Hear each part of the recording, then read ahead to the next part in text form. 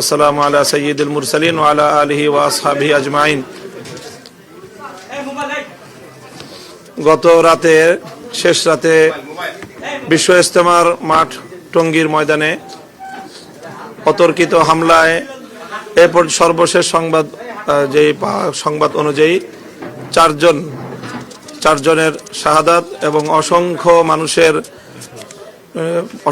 মানুষ আহত, মারাত্মকভাবে ইনজুর্ড হওয়া, বেশ কিছু মানুষ এখনো নিখোঁজ থাকা এবং প্রায় সকল ঘুমন্ত মানুষরা সেখানে আতঙ্কগ্রস্ত অবস্থায় সেখান থেকে তাদের মাল সামানা ইত্যাদি সবকিছু সহ সেখানে ফেলে রেখে মাঠ থেকে তাদের বেরিয়ে আসার মতো পরিস্থিতি তৈরি হওয়ার প্রেক্ষিতে আজকের আমরা এখানে স্বরাষ্ট্র মন্ত্রণালয়ের সভাকক্ষে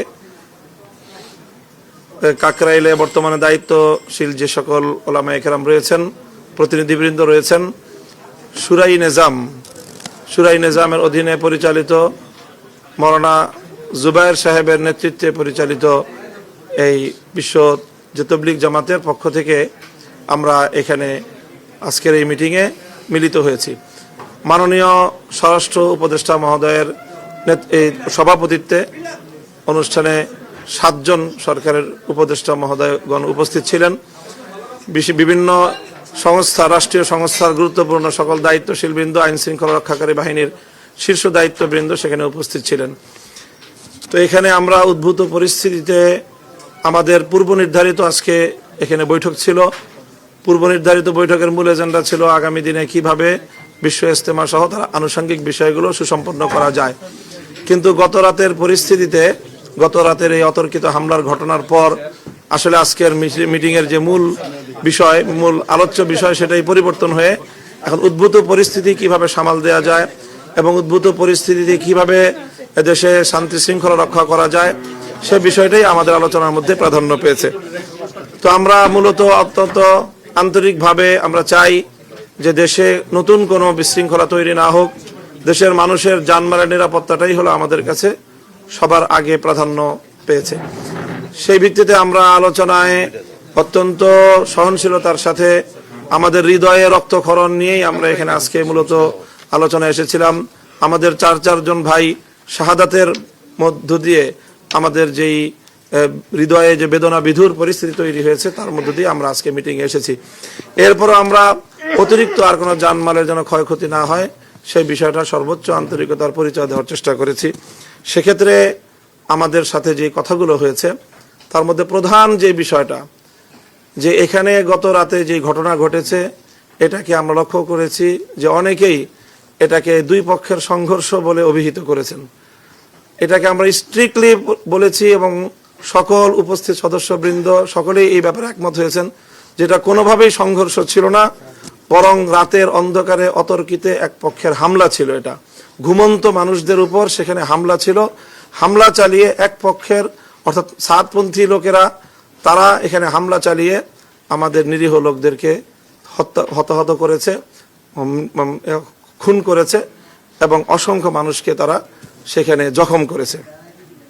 কাজেই এই বিষয়টা একেবারেই স্পষ্ট যে এটা কোনো সংঘর্ষ ছিল না, এটা ছিল একপক্ষীয় হামলা। আমরা এই হামলার প্রেক্ষিতে জোরদারভাবে দাবি জানিয়েছি যে এই হামলার আগে থেকে এখানে সুনির্দিষ্টভাবে কারা কারা এটার সাথে জড়িত এর অনেক প্রমাণ ইতিমধ্যে জনসম্মুখে চলে এসেছে, যে কারা ওখানে গেট ভেঙ্গে, বাউন্ডারি ভেঙ্গে, সীমানা প্রাচীর ভেঙ্গে কারা ঢুকতেছে সেগুলোর ভিডিও ফুটেজ সামাজিক যোগাযোগ মাধ্যম সহ যোগাযোগ মাধ্যমে ব্যাপকভাবে সেটা ছড়িয়ে পড়েছে এবং আইন শৃঙ্খলা রক্ষাকারী বাহিনীর দৃষ্টিতেও সেগুলো রয়েছে। কাজেই সেক্ষেত্রে আমাদের জোরালো সর্বপ্রথম দাবি রয়েছে, সেটা হলো যে এই সকল হত্যাকাণ্ডের সঙ্গে জড়িত সকল ব্যক্তিবর্গকে গ্রেফতার করতে হবে এবং সেটা অনতিবিলম্বে আজকের মধ্যেই সেই গ্রেফতারের ঘটনা আমরা যেন দেখতে পাই, সেটার জন্য আমরা জোর দাবি জানিয়েছি। এবং আমাদের সাথে আইন শৃঙ্খলা রক্ষাকারী বাহিনী সহ মাননীয় স্বরাষ্ট্র উপদেষ্টা তিনি আমাদেরকে আশ্বস্ত করেছেন যে আইনানুগ ব্যবস্থা গ্রহণ করতে ওনারা কোনোভাবেই কাল বিলম্ব করবেন না এবং কোনো অপরাধী ছাড় পাবে না। আমরা তাদের এই আশ্বাসের উপর আমরা আস্থা রাখতে চাই। সেই সঙ্গে আমাদের সাথে কথা হয়েছে যে এখন মাঠে যে উদ্ভূত পরিস্থিতি তৈরি হয়েছে, সেই মাঠে তারা জোরপূর্বক ঢুকে পড়েছে সাতপন্থীরা। আইন শৃঙ্খলা রক্ষাকারী বাহিনী, সরকারের সিদ্ধান্ত সব কিছুকে চ্যালেঞ্জ জানিয়ে সব কিছুকে তারা ভায়োলেট করে তারা সেখানে জোরপূর্বক সন্ত্রাসী কায়দায় তারা সেখানে প্রবেশ করেছে। সেই মাঠ তারা ছেড়ে দিয়েছে এবং ইতিমধ্যে আইন শৃঙ্খলা রক্ষাকারী বাহিনীর পক্ষ থেকে সেখানে 144 ধারা জারি করা হয়েছে। তো আমরা মনে করি যে পরিস্থিতি নিয়ন্ত্রণের জন্য যে পদক্ষেপ নিয়েছে, আমরা সেই পদক্ষেপের সাথে আমরা তাদেরকে সহযোগিতা করার আশ্বাস দিয়েছি। তবে সেখানে ইজতেমার মাঠে যেহেতু আমাদের আলেমুল আমাদের নেতৃত্বেই আজ প্রায় 7 বছর ধরে ইজতেমার মাঠ সারা বছর পরিচালিত হয়, শুধুমাত্র তাদের সাতপন্থীদেরকে ইজতেমা করার জন্য সিদ্ধান্তের আলোকে 4-5 দিনের জন্য তাদেরকে মাঠ দেওয়া হয় এবং তারা মাঠ ইজতেমা শেষে আবার প্রশাসনের মাধ্যমেই আবার আমাদের কাছে আলেমুল আমাদের কাছে মাঠ হস্তান্তর হয়। সেই হিসাবে সেই মাঠে বিপুল পরিমাণ সামানাপত্র রয়েছে, কয়েকশো কোটি টাকার সামানপত্র যেগুলো ইজতেমার কাজে ব্যবহার হয়ে থাকে। তো সেই সকল সামানাপত্রগুলো সেখানে পাহারাদারি করার জন্য, সংরক্ষণের জন্য আইন শৃঙ্খলা রক্ষাকারী বাহিনীর সাথে আমাদের স্বেচ্ছাসেবক দলও সেখানে তারা কর্মরত থাকবে। সেখানে আগামী দিনে ইজতেমার জন্য যেইভাবে কাজ করতে হয়, ইজতেমার যেহেতু সময় ঘনিয়ে আসছে, বিপুল আয়োজন, সেই যথাসময়ে যথাযথভাবে ইজতেমা সম্পন্ন করার জন্য যা প্রস্তুতির প্রয়োজন, সেই প্রস্তুতি গ্রহণ করার ক্ষেত্রে প্রশাসন আমাদেরকে সম্পূর্ণ সহযোগিতা করবে, সেই আশ্বাস তারা দিয়েছেন। সেই সাথে আমাদের জোরালো একটা দাবি, সেটা হলো এই যে উপর্যুপরি সন্ত্রাসী হামলার মাধ্যমে সাতপন্থীরা যে মেসেজটা, যে বার্তাটা বাংলাদেশকে দিয়েছে, আমি শুধু বলবো না যে আমাদেরকে দিয়েছে, বরং বাংলাদেশকে দিয়েছে, সেটা হলো বাংলাদেশের রাষ্ট্রের প্রতি তারা একটা চ্যালেঞ্জ ছুড়ে দিয়েছে। গত 2 দিন যাবৎ রাষ্ট্রের সকল গুরুত্বপূর্ণ দায়িত্বশীলদের, রাষ্ট্রের প্রতিটি এজেন্সি, সংস্থা এবং প্রশাসনের সর্বোচ্চ পর্যায়ের কর্মকর্তাদের সঙ্গে মিটিং, আলাপ আলোচনা হচ্ছিল যে একটা আলোচনার মাধ্যমে মীমাংসা হবে, দাবি দাবা যাই থাকুক সবটাই আলোচনার মাধ্যমে মীমাংসা হবে। এবং আজকে সকাল 11টা এবং 12টায় পূর্ব নির্ধারিত বৈঠকের ঘোষণা ছিল, স্বরাষ্ট্র উপদেষ্টা মহোদয়ের পক্ষ থেকে বৈঠকের আয়োজনও ছিল এবং সেই আয়োজনেই চূড়ান্ত হওয়ার কথা বৈঠকের মধ্যে। এবং গত রাত্রেও বৈষম্য বিরোধী আন্দোলনের নেতৃবৃন্দ তারা তাদের সাথে আলোচনা করেছিল এবং শেষ রাতে তারা আমাদের সাথে সার্জিস আলম এবং হাসনাত আবদুল্লাহ নেতৃত্বে তাদের প্রতিনিধি দল কাকরাইলে আলেমদের সাথে এবং মুরব্বীদের সাথে তারা বৈঠকে তারা সেখানে নিমগ্ন ছিল, বৈঠকরত ছিল। ইন দ্য মিন টাইম সেখানে হামলাটা হয় এবং তখন হাসনাত আবদুল্লাহ এবং সার্জিস আলম তারা ফোনে সাতপন্থীদের শীর্ষ নেতৃবৃন্দকে রিকোয়েস্ট করে যে আপনারা কোনোভাবেই এখানে কোনো পারমিশন ছাড়া, সরকারের অনুমতি ছাড়া কোনো ব্যক্তি যেন সেখানে প্রবেশ না করে ইজতেমার মাঠে। কিন্তু তাদের সবাইকে উপেক্ষা করে, সকল সিদ্ধান্তকে উপেক্ষা করে তারা এভাবে সন্ত্রাসী কায়দায় সেখানে প্রবেশ করে এরকম ঘুমন্ত মানুষদেরকে এভাবে হতাহত করে তারা বাংলাদেশের ব্যাপারে সারা পৃথিবীর সামনে যে মেসেজটা দিতে চাচ্ছে আজকে বাংলাদেশ বিরোধী শক্তি, আমাদের কাছে এটা স্পষ্ট যে তারা সেই শক্তির দোসর হিসেবে এখন ভূমিকা পালন করছে। কাজেই এই অপশক্তিকে প্রতিহত করা আমরা মনে করি যে শুধুমাত্র আলেমুল আমাদের কাজ নয়, এটি বাংলাদেশের রাষ্ট্র এবং প্রশাসনেরও কাজ। কাজেই সেই জায়গা থেকে আমাদের স্পষ্ট দাবি হলো যে বিগত 2018 সালেও এভাবে হামলা চালিয়ে তারা 5,000 মানুষকে মারাত্মক আহত করেছিল, কয়েকজন ব্যক্তিকে তারা তখনও হত্যা করেছিল, কিন্তু তখনও তাদের বিরুদ্ধে তেমন কোনো আইনানুগ ব্যবস্থা গ্রহণ করা হয়নি রহস্যজনক কারণে। আবারও তারা একই ঘটনা পুনরাবৃত্তি ঘটল। কাজে এই জন্য এই সাতপন্থীদেরকে একটি সন্ত্রাসী সংগঠন আখ্যায়িত করে তাদেরকে নিষিদ্ধের আমরা দাবি জানিয়েছি। কাজে আমরা আশা করি সেই বিষয়েও যথাযথ পদক্ষেপ গ্রহণ করা হবে। তারা শুধুমাত্র একটি বিবাদমান পক্ষই তারা নয়, বরং তারা এই ধরনের সন্ত্রাসী কার্যকলাপের মাধ্যমে নিজেদেরকে একটি সন্ত্রাসী গোষ্ঠী হিসেবে জাতির সামনে, বিশ্ব দরবারে তারা নিজেদের পরিচয় তুলে ধরেছে। কাজে সেই বিষয়ে যথাযথ পদক্ষেপ নেওয়া হবে, এটা আমরা আশা করছি। আমরা ইতিমধ্যে আমাদের এই উদ্ভূত পরিস্থিতিতে সারা বাংলাদেশ অগ্নিগর্ভ হয়ে আছে। প্রতিটি জেলায় জেলায়, প্রতিটি থানায় থানায় সকল ছাত্ররা তারা উত্তেজনার চরম পর্যায়ে রয়েছে। তাদের চারজন ভাই শহীদ হয়েছে এখনো বেশ কয়েকজন নিখোঁজ রয়েছে, আর আহতের সংখ্যা তো অগণিত। এই পরিস্থিতিতে অগ্নিগর্ভ এই বাংলাদেশকে এবং সকল আমাদের অনুসারী যারা রয়েছে ধর্মপ্রাণ মুসলমানদেরকে, ছাত্র জনতাকে শান্ত করার জন্য আমরা কর্মসূচি ঘোষণা করেছিলাম যে আগামীকাল দুপুরে টঙ্গী ইজতেমা ময়দান অভিমুখে দেশব্যাপী সারা দেশ থেকে লং মার্চ হবে। এখন আজকের বৈঠকে আমাদেরকে মাননীয় স্বরাষ্ট্র উপদেষ্টা সহ সরকারের ঊর্ধ্বতন কর্তৃপক্ষ আমাদেরকে অনুরোধ করেছেন আমরা যেন আমাদের যেহেতু অন্যান্য দাবিগুলো সব দাবিগুলো তারা পূরণের আশ্বাস দিয়েছেন, ফলপ্রসূ আলোচনা হয়েছে, সেই প্রেক্ষিতে ওনারা আমাদের কাছে অনুরোধ করেছেন আমরা যেন আমাদের এই আগামীকালের লং মার্চের কর্মসূচি প্রত্যাহার করি। তো আমরা এখান থেকে এখনই এটা চূড়ান্ত ঘোষণা দিতে পারছি না, যেহেতু আমাদের কাকরাইল মসজিদে ওলামা সম্মেলন অনুষ্ঠিত হচ্ছে, তারা আমাদের জন্য অপেক্ষমান। আমরা বৈঠকের ফলাফল নিয়ে সেখানে গিয়ে তাদের সাথে আলোচনা করব এবং আলোচনা করে আমরা আগামীকালকে কর্মসূচির ব্যাপারে চূড়ান্ত ঘোষণা আমরা দিব। এই ছিল আজকের এই বৈঠকের সারাংশ। তো আমরা আশা করি যে আমরা যেভাবে শান্তিপূর্ণভাবে দেশের শান্তি শৃঙ্খলা এবং সার্বিক দেশ বিরোধী সকল ষড়যন্ত্রের মোকাবেলায় ঐক্যবদ্ধভাবে আমরা কাজ করে যাচ্ছি, আমরা বর্তমান অন্তর্বর্তীকালীন সরকারকে এবং আগস্ট বিপ্লবের পরবর্তী বাংলাদেশকে আমরা যে কোনো মূল্যে এতে যে কোনো ধরনের বিশৃঙ্খলা সৃষ্টির অপতৎপরতার বিরুদ্ধে সরকারের সাথে আমরা কাঁধে কাঁধ মিলিয়ে কাজ করে যাব এবং বাংলাদেশের বিরুদ্ধে যে কোনো ষড়যন্ত্র মোকাবেলায় আমরা বদ্ধপরিকর। তো সকলকে ধন্যবাদ।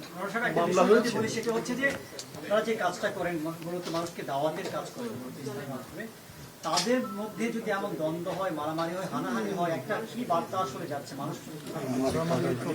এরা আমি আবারও খুবই খুবই ক্ষোভের সাথে দুঃখের সাথে বলবো যে আপনারা বারবার একই কথা বলছেন।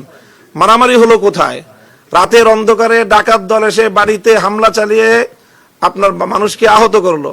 আপনি এখন যদি সেখানে বলেন যে বাড়িওয়ালার মধ্যে আর ডাকাতদের মধ্যে সংঘর্ষ হয়েছে, মারামারি হয়েছে, এখানে তারা একটা ছদ্মবেশ ধারণ করে বাংলাদেশ বিরোধী এবং ইসলাম বিরোধী আন্তর্জাতিক মহলের সোর্স হিসাবে এবং এজেন্সি, তারা এজেন্ট হিসাবে বাংলাদেশের মধ্যে এবং ইসলামের এই সুমহান কাজ দাওয়াত এবং তাবলীগের কাজকে প্রশ্নবিদ্ধ করার জন্য তারা কাজ করতেছে।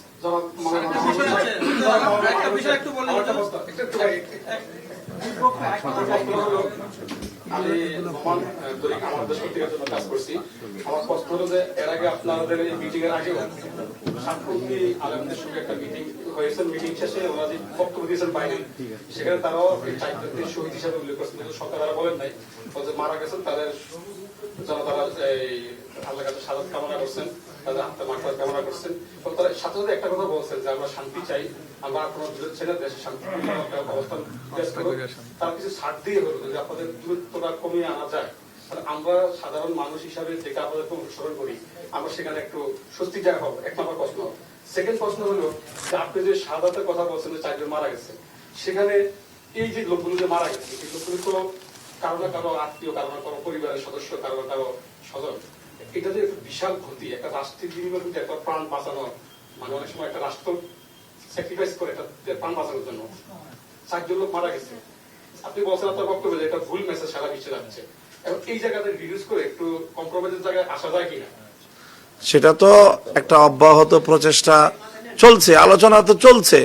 তাদের যে কিছু মানে দৃষ্টিভঙ্গিগত এবং ইসলামিক দৃষ্টিকোণ থেকে কিছু বিভ্রান্তিকে কেন্দ্র করেই এই বিরোধের সূচনা, এবং সারা পৃথিবী জুড়ে আলেম সমাজ এবং যেই আমাদের সারা দুনিয়াতে আমাদের যে তবলিগের কাজ এবং সেই তবলিগের কাজের যে মূল কেন্দ্র, সেই জায়গাকে কেন্দ্র করে বিশেষ করে দারুল উলুম দেওবন্দ, যে দেওবন্দ থেকে মূলত এই কাজের মানে একেবারে স্পিরিচুয়াল যে জায়গাটা, সেখান থেকেই এই বিষয়ে একটা মীমাংসা এবং একটা ঘোষণা দেয়া আছে।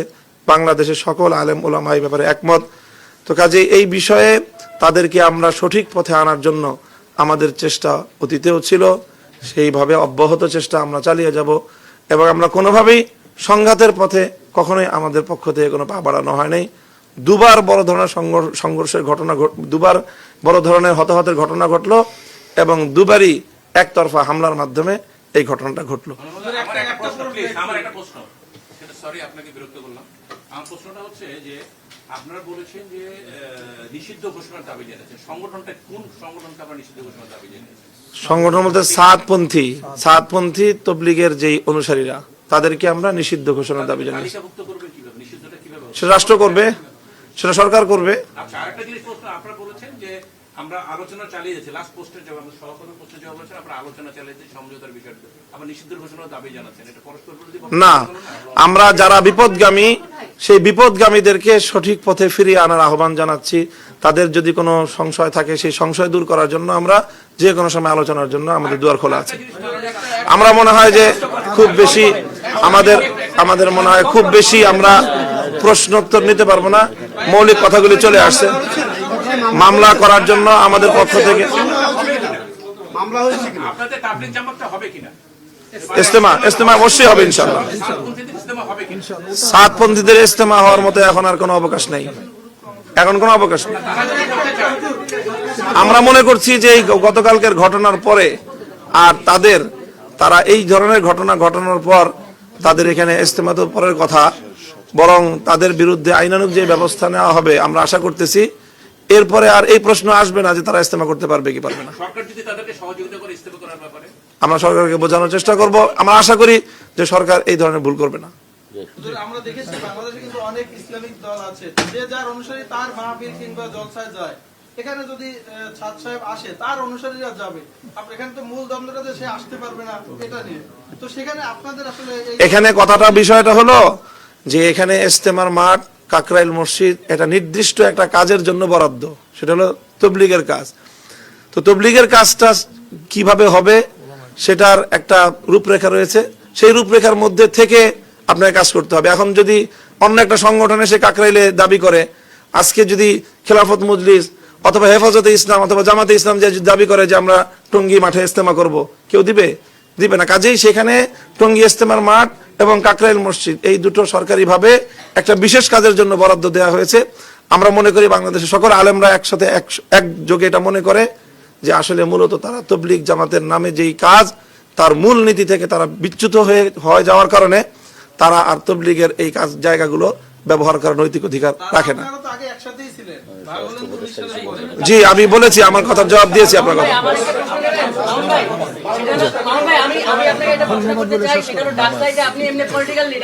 ভাই আমি এই যে তাবলীগের যে বিষয়টা, এটা একটু মোর দেন পলিটিক্স হিসেবে মানুষ দেখে, এটা ধর্মীয় এখানে একটা ভাবগাম্ভীর্য আছে।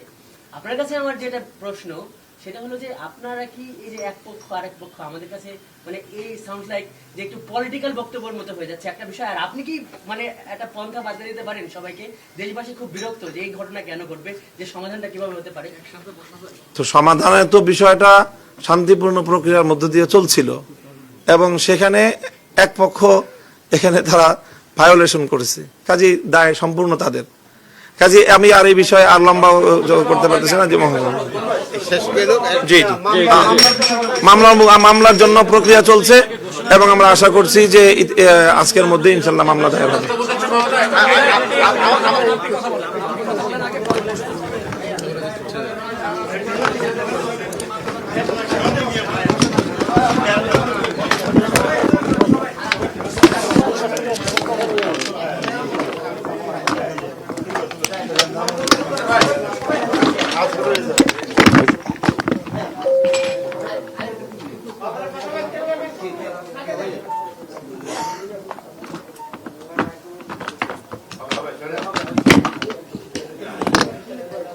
বিসমিল্লাহির রহমানির রহিম।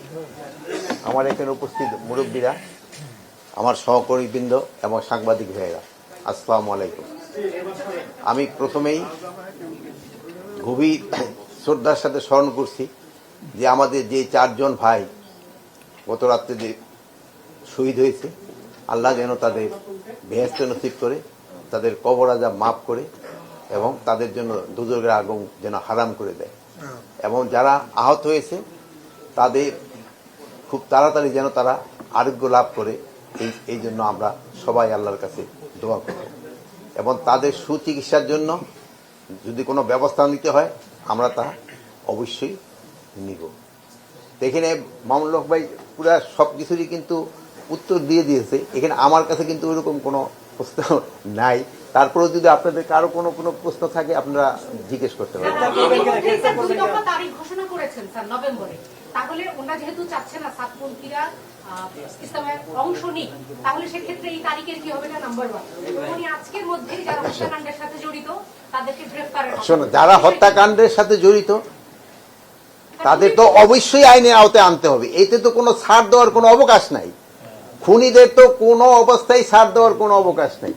আর আমার ভাইয়েরাই আজকের ভিতরেই তারা একটা কেস করবেন, মানে যে 4 জন হত্যা হয়েছে তাদের জন্য, এবং তাদের সাথে সাথে আমরা যাদের পাবো, মানে যারা প্রকৃত দোষী তাদের আমরা আইনের আওতায় নিয়ে আসবো। তারিখের বিষয় স্যার তাবলীগ জামাত করতে পারবে, ইজতেমা করতে পারবে কিনা? তাবলীগ সাতপন্থীরা ইস্তেমা করতে পারবে। ভাই একটা কিন্তু জিনিস খুব সুন্দর বলছেন, তাদের ভিতরে কিন্তু একটা আলোচনা হচ্ছে যে পন্থীগুলি এক করে, আপনারাও চাচ্ছেন সব এক হতে, তারা যদি আবার আলোচনা করে যদি তারা একটা সমাধানে আসতে পারে। আপনার সরকারের অবস্থান কি?